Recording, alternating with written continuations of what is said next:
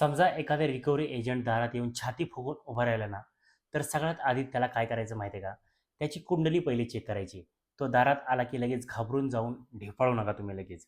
त्याला दारातच थांबवायचं आणि एकदम सिंगल टाईममध्ये बोलायचं त्याला, "ए हिरो, आधी तुझं बँकेचं आयडी कार्ड आणि बँकेचं अथॉरिटी लेटर दाखव."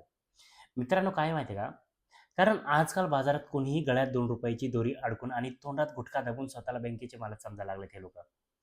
त्याला विचारायचं, "अरे बाबा, तू खरंच बँकेतून आलायस की रात्री गावाकडची कोंबडी पळवून पळालेला चोर आहेस तू?" असं म्हणजे कसं काय कळणार आम्हाला तू बँकेचाच माणूस आहे की? जोपर्यंत तो छातीवर बिल्ला आणि बँकेचं ओरिजिनल पत्र दाखवत नाही ना, तोपर्यंत त्याला आपण केवडीची पण किंमत द्यायची नाही. जर तो म्हणाला की मी आयडी कार्ड आणायला विसरलो, तर त्याला सांगायचं की "चल इथून निघ, पहिला निघ चल." कारण भावानो काय माहिती आहे का? नियमानुसार आयडी कार्ड नसेल तर तो एजंट असू शकत नाही. तर तो कोण असू शकतो? तर तो उधारी वसूल करणारी एक टोळी, एक गुंड असू शकतो.